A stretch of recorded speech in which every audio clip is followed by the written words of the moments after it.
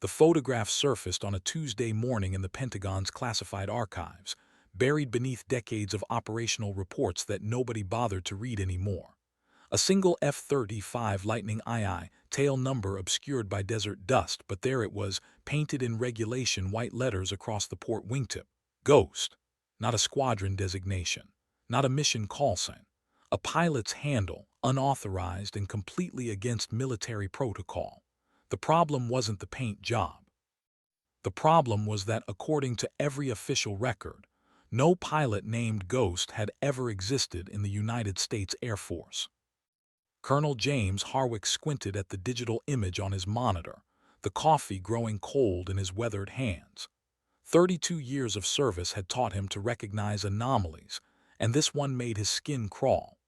The metadata showed the photo was taken 3 months ago at Al Dhafra Air Base in the UAE, during Operation Desert Viper, a classified mission that had somehow prevented a nuclear incident from becoming international headlines. The after-action reports were pristine, textbook perfect. Too perfect. Someone had scrubbed every mention of Ghost from the official record, but they'd missed this one photograph. The intercom buzzed. "Sir, you have a call on the secure line. Says it's about the photograph you've been staring at for the past hour." Harwick's blood went cold. He told no one about the image. His finger hovered over the secure phone, and when he lifted the receiver, the voice on the other end was weathered, female, and carried the distinct cadence of someone who'd spent years communicating over aircraft radio. "Colonel, before you start asking questions you don't want answered, you should know that photograph isn't the only evidence. There are 17 more aircraft with unauthorized markings, 5 mission reports with inconsistent pilot manifests, and one very tired veteran who's been watching you try to piece this together from a coffee shop across the street from your building." The line went quiet except for the faint sound of jet engines in the background, not nearby, but embedded in memory, the way combat veterans sometimes carried the war in their voices long after the shooting stopped. "My name is Kazimira Volkov, Callsign Ghost. I was never supposed to exist in your files, Colonel, but I've been flying missions for this country for 12 years. Missions that required a pilot who could disappear from paperwork, operate without backup, and land aircraft that officially never took off. You want to know about Desert Viper? About how a single F-35 prevented Tehran from becoming a crater? Meet me at Hangar 7, Nelly's Air Force Base, tomorrow at 600. Come alone, and Colonel, bring that photograph. We need to talk about the missions that never happened and the pilots who never were." The line went dead, leaving Harwick staring at an aircraft that shouldn't exist, painted with the call sign of a ghost. 48 hours earlier, the sun had been setting over the Nevada desert, painting the flight line at Nelly's Air Force Base in shades of amber and rust. Major Kazimira Ghost Volkov stood in the shadow of Hangar 7, her flight suit bearing no name tape, no unit patches, no indication of rank beyond the silver oak leaves pinned to her collar. At 34, she'd logged more combat hours than most pilots saw in entire careers. But if you searched for her service record, you'd find nothing but digital ghosts and bureaucratic dead ends. The hangar door rolled open with a mechanical groan that echoed across the empty tarmac. Inside, 5 F-35 Lightning II aircraft sat in perfect formation, each one bearing the same unauthorized call sign painted on its wingtip. Ghost. Not a squadron designation, but a singular identity multiplied across multiple airframes. A logistics impossibility that somehow existed in the shadowy space between official missions and national security. Ghost walked the line of aircraft, her boots clicking against polished concrete. Each represented a different mission, a different crisis averted, a different moment when the United States needed someone who could operate outside the traditional chain of command. The first aircraft still bore scorch marks from flying through Iranian air defenses. The second had been modified with experimental stealth coding for a reconnaissance mission over North Korea that officially never happened. The third carried hardpoints for ordnance that didn't exist in any military manual. Her personal aircraft, the one from the photograph, sat at the far end of the line. She ran her hand along its fuselage, feeling the subtle imperfections where maintenance crews had patched bullet holes and missile fragment damage. This F-35 had carried her through 17 classified missions across 4 continents, each one requiring her to exist in the margins of military bureaucracy, to be effective without being accountable, to succeed without leaving traces. The sound of approaching footsteps echoed through the hangar. Ghost didn't turn around. She'd learned to identify people by their gait years ago. Colonel Harwick's measured pace, the slight favor of his left leg from an old injury, the deliberate cadence of someone trying to project authority in an environment that made no sense. Ms. Volkov. His voice carried the careful neutrality of a career officer encountering something that challenged his understanding of how the military operated. Major Volkov, she corrected without turning around. I may not exist in your files, Colonel, but I've earned my rank through methods your bureaucracy doesn't have forms for. She finally faced him, noting how his eyes moved between the aircraft, trying to process the impossibility of what he was seeing. You brought the photograph. He held up the manila folder containing the image that had started his investigation. I brought questions, starting with how a pilot who doesn't exist has been flying million-dollar aircraft on missions that apparently never happened. Ghost smiled, but it didn't reach her eyes. Wrong question, Colonel. The right question is, what happens when the threats are too complex for traditional command structures, and success requires someone willing to disappear from history? 12 years earlier, Second Lieutenant Kazimira Volkov had been the most promising pilot in her training class at Columbus Air Force Base, pulling G-forces that made seasoned instructors nauseous and landing aircraft in conditions that should have been impossible. Her call sign back then had been Storm, a reference to the way she seemed to fly through weather that grounded other pilots. She was Polish-American, the daughter of immigrants who'd fled Soviet oppression, and she carried their determination like a genetic inheritance. The transition from Storm to Ghost happened gradually, then suddenly. It started with a classified briefing 3 weeks after she'd been assigned to her first operational squadron. A general whose name was redacted from every document she'd ever seen explained that certain threats to national security required responses that couldn't appear in congressional briefings or international headlines. They needed pilots who could operate in the spaces between official missions, who could succeed without glory, who could bear the weight of secrecy without breaking. Your psychological profile indicates an unusual combination of tactical brilliance and emotional resilience, the general had said, his words measured and clinical. You also have something most pilots lack, the ability to become invisible when visibility would compromise the mission. We're offering you a chance to serve your country in ways that traditional military structure can't accommodate. The first Ghost mission had been relatively simple. Fly a modified F-22 into Iranian airspace, photograph a suspected nuclear facility, return without being detected. No backup, no official flight plan, no record of the aircraft's existence.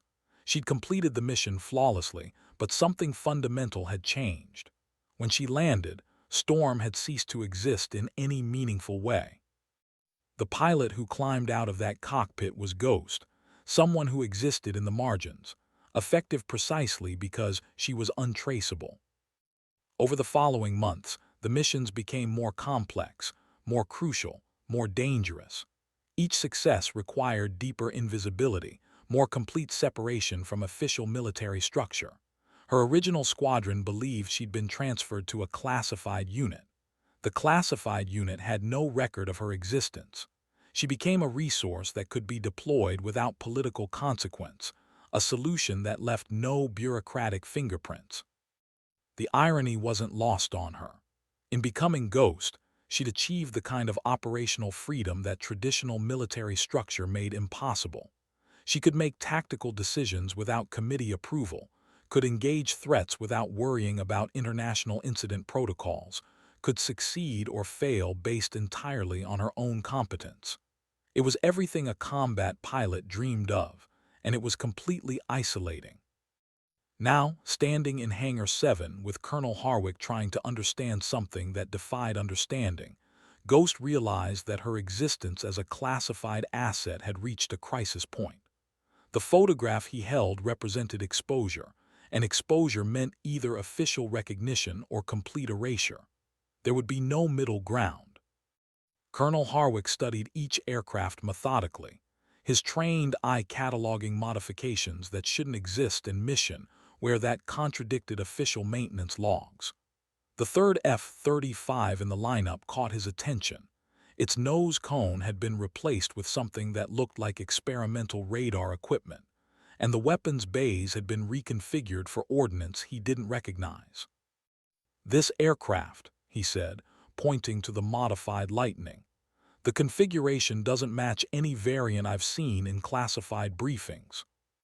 Ghost nodded, walking over to stand beside the aircraft. Mission designation Nightfall, 18 months ago.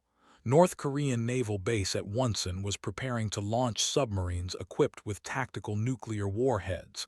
Intelligence suggested the launch was imminent, but international law prohibited direct military action. The diplomatic solution would have taken weeks we didn't have. She opened a panel in the aircraft's belly, revealing electronics that seemed to blend military technology with something more advanced. This modification allowed the aircraft to emit electromagnetic pulses that could disable submarine electrical systems without permanent damage. Technically not an attack, legally not an act of war, but operationally effective at preventing nuclear submarines from reaching international waters. Harwick leaned closer, recognizing some components but unable to identify others. The technology, where did it come from? Questions like that assume traditional procurement processes. Colonel, Ghost operations don't requisition equipment through normal channels. We adapt, we improvise, we make what we need from what we can acquire. Sometimes that means working with defense contractors who understand the need for innovation without documentation. Sometimes it means field modifications that would make safety inspectors resign. She closed the panel and moved to the next aircraft. Each of these represents a moment when official channels weren't fast enough, weren't flexible enough, or weren't politically viable. The traditional military structure is designed for conventional threats, Colonel. But the threats we face now, hybrid warfare, asymmetric attacks, operations that exist in the gray space between military action and international law, they require different approaches. Harwick was beginning to understand, but understanding brought uncomfortable implications. How many operations like Desert Viper have there been? 17 major missions over 12 years. Each one prevented escalation that could have led to conventional warfare. Each one required plausible deniability that official military action couldn't provide. Ghost's voice carried the weight of decisions made without backup, without recognition, without the safety net of official approval. And you've been flying solo this entire time. Ghost paused, her hand resting on the nose of her personal aircraft. Not entirely alone, Colonel. There are others, pilots, ground crews, intelligence analysts who understand that sometimes protecting the country requires existing outside the systems designed to protect it. We call ourselves the periphery. We operate in the spaces where official doesn't work and unofficial becomes necessary. The implications were staggering. An entire operational structure existing parallel to official military command, conducting missions that prevented international incidents by remaining invisible to the bureaucracy that would normally oversee them. The desert wind whistled through the hangar's ventilation system, carrying with it the smell of jet fuel and heated metal that defined military aviation bases worldwide. Ghost walked to a workbench covered with navigation charts, mission photographs, and what appeared to be intelligence briefings from sources Harwick didn't recognize. The documents were marked with classifications he'd never seen, not just top secret, but designations like ethereal and twilight, that suggested security clearances beyond traditional military structure. Desert Viper, Ghost said, pulling out a series of satellite photographs that showed an Iranian nuclear facility in various stages of what appeared to be preparation for weapons production. Intelligence indicated they were 12 hours from completing assembly of a tactical nuclear device. Diplomatic intervention would have taken days. Military action would have been an act of war. The solution required precision that official operations couldn't provide. She pointed to a photograph showing the facility before the mission, active, well-defended, clearly operational. The next photograph showed the same facility 24 hours later, intact but completely inactive, with no signs of damage that would indicate military action. I penetrated Iranian airspace using a flight profile that kept me below radar coverage, delivered an electromagnetic pulse that disabled their electrical systems without permanent damage, and exfiltrated before their defensive systems could respond. The Iranians couldn't claim they'd been attacked because there was no evidence of physical damage. The international community couldn't respond because there was no official record of American involvement. The nuclear device was never completed, and the crisis de-escalated naturally. Harwick studied the photographs, recognizing the strategic elegance of the operation. The electromagnetic pulse technology, that's not standard military equipment. Nothing about Ghost operations is standard, Colonel. We exist precisely because standard approaches have limitations that our adversaries exploit. Traditional military action would have provided Iran with justification for retaliation. Diplomatic intervention would have been too slow. The Ghost solution prevented nuclear proliferation without triggering wider conflict. She moved to another set of documents, these showing naval assets in the South China Sea. 6 months ago, Chinese submarines were positioning to block shipping lanes that carry 40% of global trade. Official naval response would have escalated to military confrontation. Ghost solution: modified sonar equipment that made their submarines audible to commercial shipping, forcing them to relocate without direct confrontation. Each mission briefing revealed operations that existed in the space between traditional military action and international law, solved problems that conventional approaches couldn't address, prevented conflicts that would have had global implications. Ghost and her invisible colleagues operated as a strategic asset that provided solutions without consequences, effectiveness without accountability. How do you maintain operational security for something this extensive? Harwick asked, beginning to appreciate the complexity of what he was discovering. Ghost smiled grimly.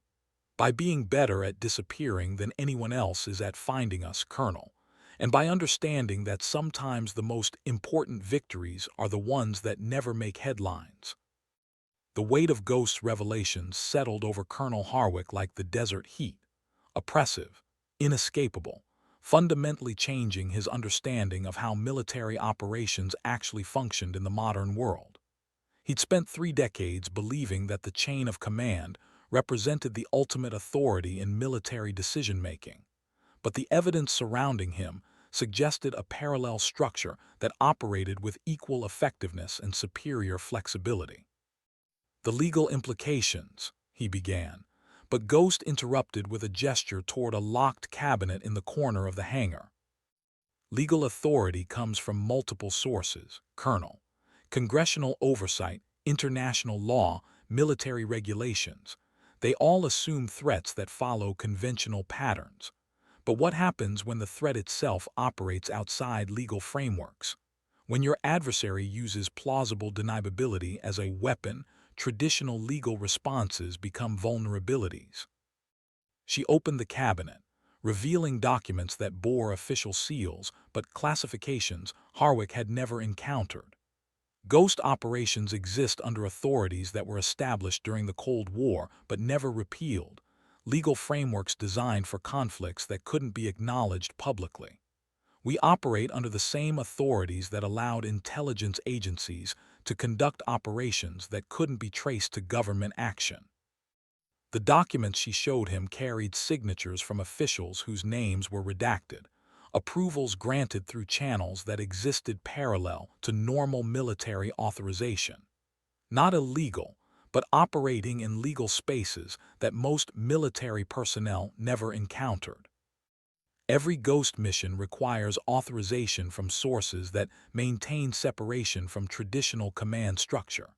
We're not rogue operators, Colonel. We're a classified capability that provides solutions when conventional approaches would fail or create larger problems. Harwick examined the authorization documents, recognizing official formats but unable to identify the specific authorities that had granted approval.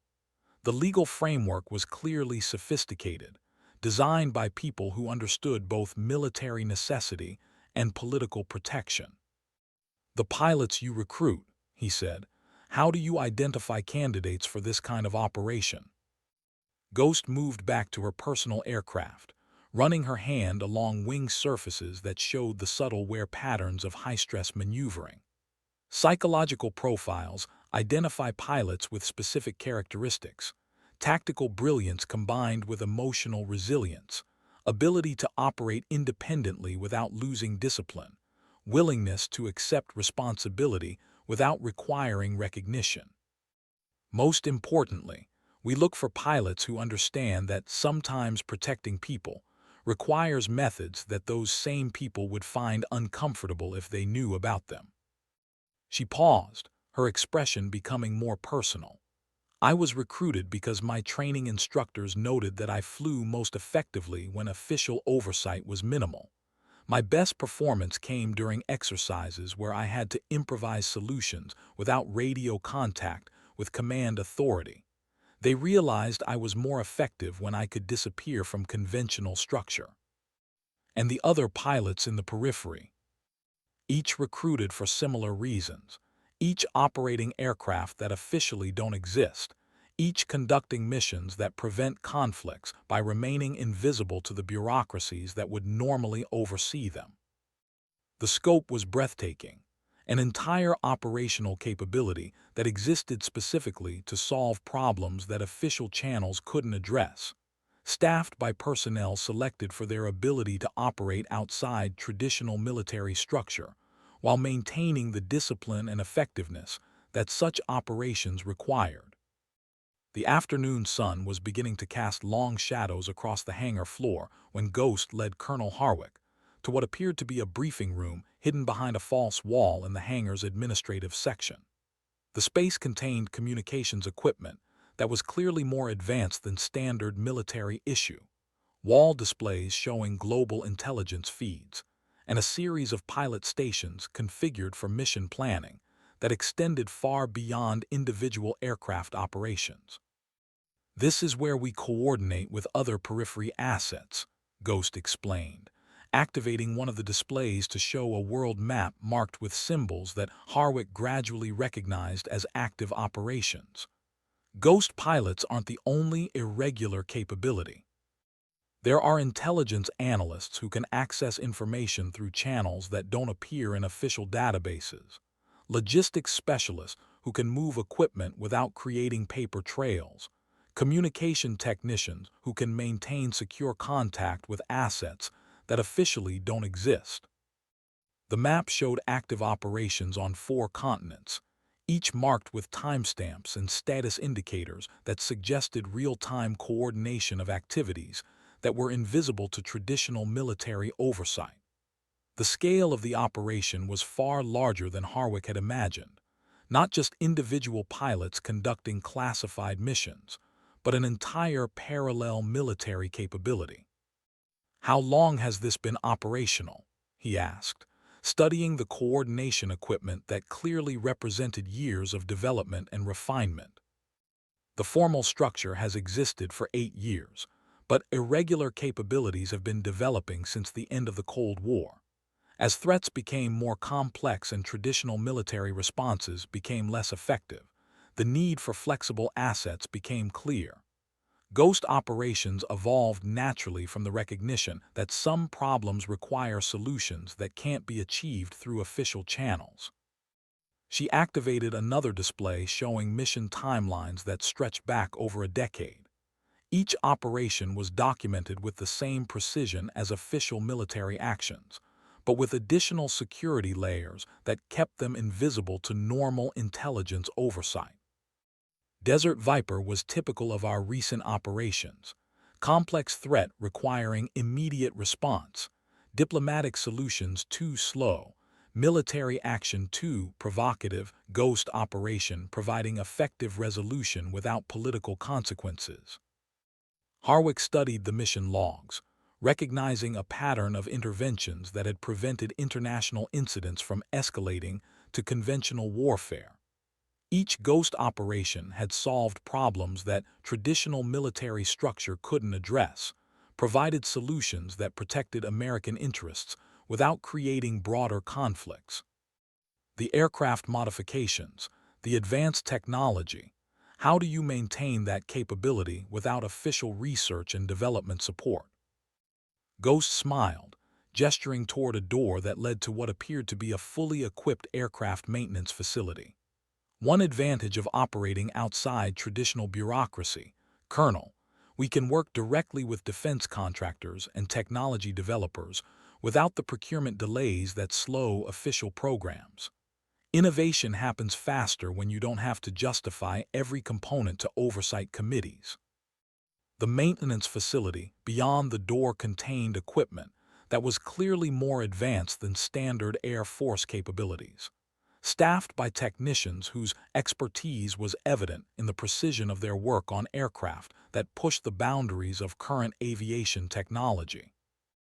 Everything you're seeing, Colonel, represents what becomes possible when operational necessity takes priority over bureaucratic process. Evening was approaching when Ghost finally led Colonel Harwick to the most classified section of the periphery facility, a communications center that maintained secure contact with Ghost assets worldwide and provided real-time intelligence coordination for operations that existed outside traditional command structures. The facility was staffed by analysts whose security clearances exceeded anything Harwick had encountered in his conventional military career. The intelligence-gathering capabilities, Ghost explained, settling into a workstation that displayed global communication intercepts, satellite surveillance feeds, and analysis products that clearly originated from sources beyond official intelligence agencies. Ghost operations require information that moves faster than traditional intelligence channels can provide.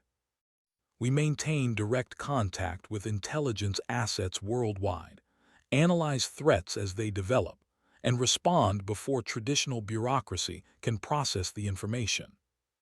She activated a display showing real-time surveillance of potential conflict zones worldwide. Current threats in Eastern Europe, naval tensions in the South China Sea, terrorist operations in North Africa.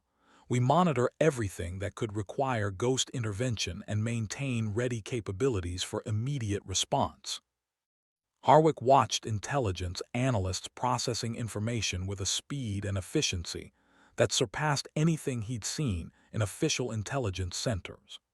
The combination of advanced technology and streamlined decision-making processes created analytical capabilities that were clearly superior to traditional military intelligence operations. The personnel clearances alone, he said. How do you maintain security for operations that exist outside normal oversight? Security through compartmentalization, Colonel. Each analyst has access only to information directly relevant to their specific responsibilities. Overall operational awareness is limited to essential personnel. Most importantly, everyone involved understands that disclosure of periphery operations would compromise capabilities that prevent international conflicts. She brought up personnel files that showed Ghost assets worldwide, pilots, analysts, technicians, and support personnel who operated outside traditional military structure while maintaining the discipline and professionalism that such operations required. We recruit people who understand that sometimes protecting the country requires methods that can't be acknowledged publicly. Each person involved makes a conscious choice to accept responsibility without recognition, to operate effectively without official authority, to succeed in ways that can't be documented in traditional military records. The scope of the operation was staggering. Hundreds of personnel operating across multiple continents, conducting operations that prevented conflicts by remaining invisible to the bureaucracies that would normally oversee such activities. Desert Viper, Harwick said, finally grasping the full implications of what Ghost had revealed. It wasn't just about preventing Iranian nuclear weapons development. It was about demonstrating that irregular capabilities can solve problems that conventional military action would escalate. Ghost nodded, her expression reflecting the weight of operating outside traditional support structures while maintaining responsibility for protecting national security. Every Ghost mission serves dual purposes: Colonel, immediate crisis resolution, and proof that some threats require solutions that official channels can't provide. The secure communication system activated with an alert tone that immediately commanded Ghost's attention. She moved to the primary console, where encrypted messages were arriving from Ghost assets in multiple time zones, each indicating developing situations that might require immediate intervention.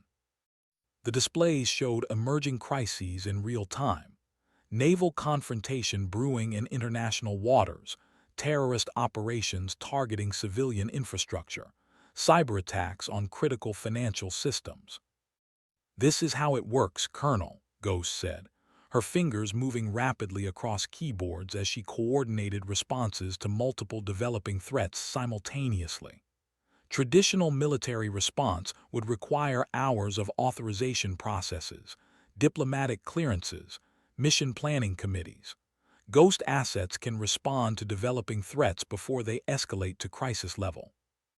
One display showed a developing situation in the Mediterranean, where military vessels from 3 different nations were approaching positions that could trigger international incident.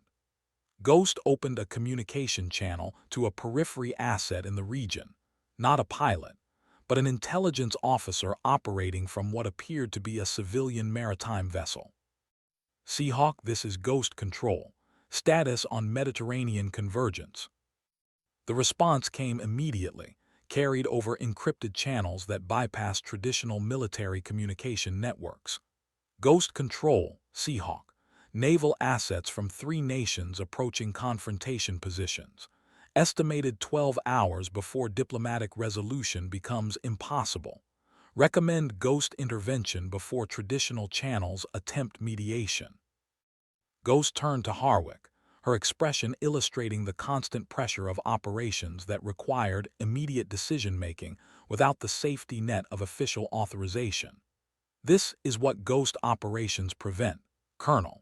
3 nations moving toward naval confrontation that could escalate to conventional warfare. Traditional diplomatic intervention would take days. Ghost's solution can defuse the situation before it reaches crisis level." She activated another communication channel, this one connecting to a Ghost pilot operating in the region. "Mirage, this is Ghost Control. Prepare for electromagnetic demonstration mission. Target: disable navigation systems on all naval vessels simultaneously, force return to neutral waters, eliminate confrontation without permanent damage or political consequence." The response was immediate and professional. "Ghost Control, Mirage. Ready for demonstration mission. EMP package loaded, approach vectors calculated, exfiltration routes confirmed. Mission can commence on your authorization." Harwick watched the coordination unfold with growing appreciation for the operational sophistication of Ghost capabilities. The precision, the rapid response time, the ability to intervene in developing crises before they required traditional military action. It represented a strategic capability that conventional military structure couldn't provide. How often do interventions like this prevent conventional warfare? He asked. Ghost continued coordinating the Mediterranean operation while responding to his question. Conservative estimate. Ghost operations prevent approximately 15 potential military conflicts annually. Each intervention costs less than a single conventional military deployment and eliminates political consequences that traditional military action would create. The effectiveness was undeniable, but the implications challenged everything Harwick understood about military accountability and civilian oversight of military operations. The Mediterranean crisis resolution unfolded over the following hour, with the precision that characterized all Ghost operations. The periphery pilot designated Mirage approached the naval convergence zone, using a flight profile that kept her aircraft below radar detection thresholds, deployed electromagnetic pulse technology that simultaneously disabled navigation systems on military vessels from all three nations, and exfiltrated before any of the naval forces could identify the source of the electronic interference. The result was immediate and effective. Unable to maintain precise positioning without navigation systems, the naval vessels were forced to return to neutral waters to restore operational capability. The potential confrontation dissolved without shots fired, without diplomatic incident, without international tensions that could have escalated to conventional warfare. Mirage, Ghost Control, Ghost transmitted as the operation concluded. Sitrep on mission completion. Ghost Control, Mirage. All naval assets have withdrawn to neutral waters. No permanent damage to vessel systems. No evidence of military intervention. Mission accomplished with full plausible deniability maintained. Ghost turned to Colonel Harwick, her expression reflecting both satisfaction with successful crisis prevention and the constant weight of operating without official recognition. This is what Ghost operations accomplish, Colonel. Crisis resolution that leaves no political fingerprints, no international incidents, no justification for retaliation. The naval confrontation that could have triggered broader conflict simply never happened. She brought up post-mission analysis displays showing the naval vessels returning to their home ports, diplomatic communications that showed no awareness of artificial intervention, international media reports that described the withdrawal as prudent de-escalation rather than forced disengagement. The beauty of Ghost operations is invisibility, Colonel. We solve problems by making it appear that problems solve themselves. No military action, no political consequences, no international tensions, just crises that fade away naturally. Harwick studied the mission results, recognizing the strategic elegance of interventions that prevented conflicts without creating new problems. The pilots who conduct these operations, how do they handle the psychological pressure of operating without official support? Ghost's expression became more personal, reflecting the emotional cost of 12 years conducting missions that couldn't be acknowledged. It requires a specific psychological profile, Colonel. Pilots who can accept responsibility without recognition, who can operate effectively in isolation, who can maintain professional discipline while existing outside traditional military structure. She paused, looking at the displays showing successful resolution of a crisis that most people would never know had existed. The hardest part isn't the tactical challenge or the physical danger. It's the knowledge that success means invisibility, that the most important victories are the ones that can never be discussed, that protecting people sometimes requires accepting that those same people will never know they were protected. The emotional weight of Ghost operations was becoming clear, not just the technical challenge of conducting classified missions, but the psychological burden of bearing responsibility for preventing conflicts while remaining forever invisible to the people whose security was being protected. As the evening advanced and the facility settled into nighttime operations monitoring, Ghost led Colonel Harwick to her personal office, a modest space that contained the accumulated documentation of 12 years operating outside traditional military structure.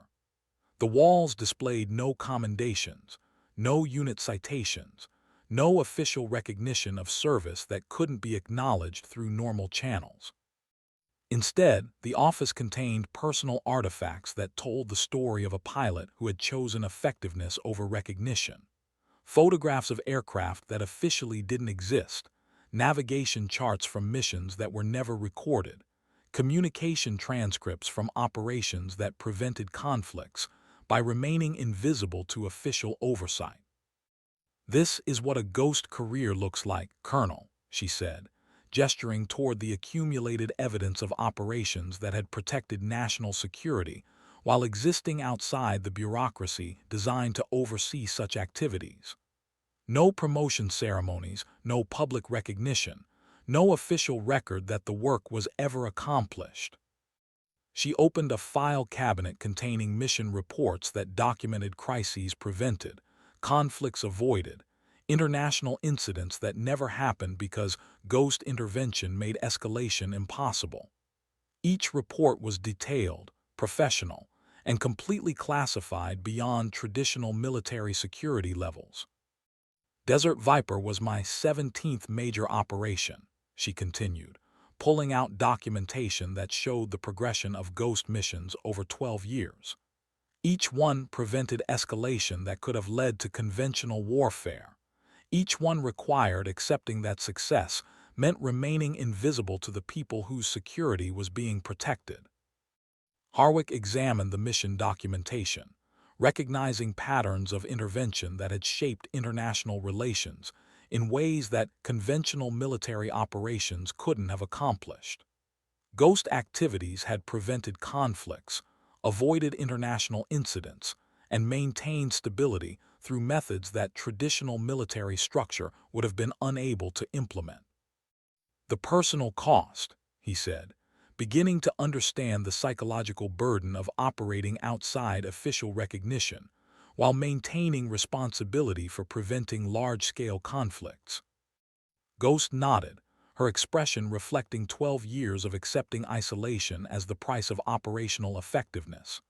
"Every ghost pilot understands the trade-off, Colonel. Operational freedom in exchange for official invisibility. Strategic effectiveness in exchange for personal recognition. The ability to prevent wars in exchange for never being acknowledged for preventing them." She moved to the window overlooking the flight line where her aircraft waited for the next crisis that would require ghost intervention. "The aircraft maintenance crews call us the Never There Squadron, pilots who accomplish impossible missions while officially never existing. The irony is that we're more effective precisely because we don't exist in traditional military structure." The psychological profile required for ghost operations was becoming clear. Pilots who could accept ultimate responsibility while receiving no recognition, who could operate at maximum effectiveness while existing in complete professional isolation, who could protect national security while remaining forever invisible to the institutions designed to provide such protection. Colonel Harwick spent the final hour before dawn reviewing classified documents that detailed the operational history of ghost capabilities, beginning to understand how parallel military structure had evolved to address threats that traditional approaches couldn't effectively counter.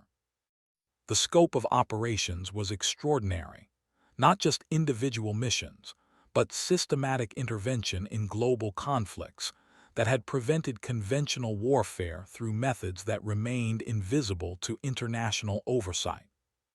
"The strategic impact," he said, studying mission summaries that showed ghost operations preventing escalation in conflict zones worldwide. "You've been operating as a strategic asset that prevents wars rather than fighting them." Ghost nodded, settling into her desk chair as morning light began to filter through the hangar windows. "Traditional military structure is designed for conventional conflicts, Colonel, clear adversaries, defined battlefields, political objectives that can be achieved through official military action. But modern threats operate in gray spaces where conventional approaches create more problems than they solve. She activated a display showing global conflict trends over the past decade, with markers indicating where ghost operations had intervened to prevent escalation. The pattern was clear: systematic intervention in developing crises that had prevented dozens of potential conventional conflicts from reaching active warfare. Ghost operations exist precisely because some threats require solutions that official channels can't provide. When diplomatic solutions are too slow and military action would escalate rather than resolve conflicts, ghost capabilities provide a third option: effective intervention that maintains plausible deniability. The strategic logic was compelling, but the implications challenged fundamental assumptions about military accountability and civilian oversight of security operations. Ghost capabilities operated outside traditional command structure precisely because their effectiveness depended on remaining invisible to the bureaucracies that would normally oversee such activities. The accountability question, Harwick said, recognizing the core tension between operational effectiveness and democratic oversight of military activities. Accountability exists, Colonel, but through different channels than traditional military operations, Ghost replied, opening communications logs that showed regular reporting to authorities whose identities were classified beyond Harwick's clearance level. Every Ghost operation requires authorization from officials who maintain strategic oversight while remaining separated from traditional military command structure. She showed him reporting protocols that documented Ghost activities with the same precision as official military operations, but through classified channels that maintained operational security, while providing oversight from authorities who understood both the necessity and the risks of irregular military capabilities. We're not unsupervised assets, Colonel. We're specialized capabilities that operate under authorities designed for situations where traditional oversight would compromise effectiveness. The same legal frameworks that allow intelligence agencies to conduct operations that can't be traced to official government action. The morning sun was fully illuminating the flight line when Ghost walked Colonel Harwick back to her personal aircraft for what she indicated would be their final conversation about Ghost operations. The F-35 sat in perfect maintenance condition, its unauthorized call sign painted across the wingtip, serving as a silent testament to 12 years of missions that had prevented conflicts by remaining invisible to official oversight. "The photograph that started your investigation," Ghost said, running her hand along the aircraft's nose cone. "It wasn't accidental exposure, Colonel. It was deliberate communication to someone we knew would recognize the implications and have the security clearance necessary to understand what they were discovering." Harwick realized he'd been guided through a carefully orchestrated revelation designed to educate him about capabilities that existed parallel to his traditional understanding of military operations. "You wanted me to find you. We needed official military leadership to understand that Ghost capabilities exist, that they're effective, and that they provide strategic options that traditional military structure can't offer," Ghost confirmed. "Not for official oversight, that would compromise operational effectiveness, but for strategic awareness that such capabilities are available when conventional approaches would fail." She opened the aircraft's cockpit, revealing control systems that combined standard F-35 technology with modifications that clearly extended the aircraft's capabilities beyond official specifications. "This aircraft represents what becomes possible when operational necessity takes priority over bureaucratic process, Colonel.